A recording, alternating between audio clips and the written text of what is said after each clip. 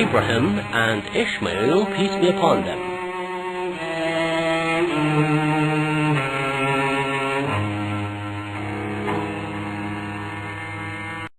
Sarah, Abraham's wife, had no child, and this had made her sad and depressed.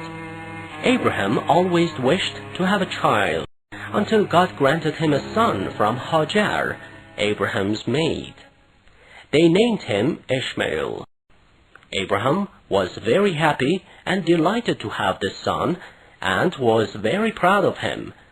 But all the while Sarah grew so jealous of Hagar that she couldn't even stand seeing her and her son around. So she asked Abraham to take them to some other place and out of her sight. Abraham accepted her request and took them with him to Mecca, where, commanded by God, he left them all alone and returned to Sarah.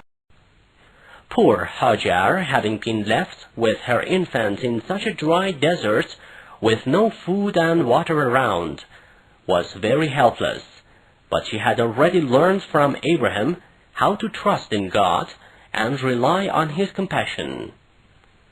So with great hope and faith, she surrendered to what great God had destined for them, and endured the hardships patiently.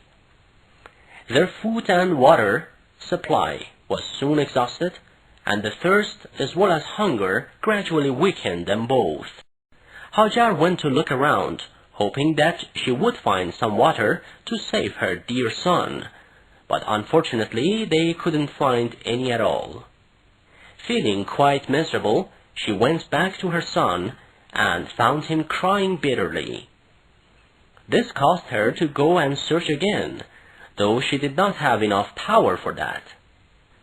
Seeing some water, she began running from the Mount Marva to Safa, but when she reached there, she found it to be only a mirage. This was repeated again and again until there was no strength left for her. Thus, she put together all her efforts to get back to her son and be by his side in those last minutes, watching her dying son. With broken heart, she suddenly noticed a current of water gushing up like a big spring from beneath Ishmael's feet. This filled her with great heavenly joy, and praying to God, she quenched his son with that cold water. Little by little, the birds came flying over this spring, and the people of Jarham tribe, a nearby village, noticing the flock of birds flying over special spots, rushed to the place, found the spring, as well as Hagar and her son, and decided to reside there. They built up their new village around the spring. Hagar gradually became used to them, and living peacefully among them, she no more had the fear of being left alone.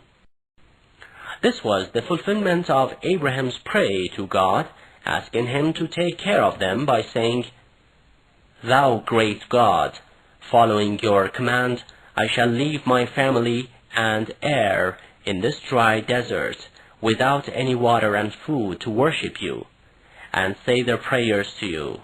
So may you show kindness and mercy towards them in the heart of people, and feed them with your heavenly fruit, and they shall be thankful to you and your blessings forever."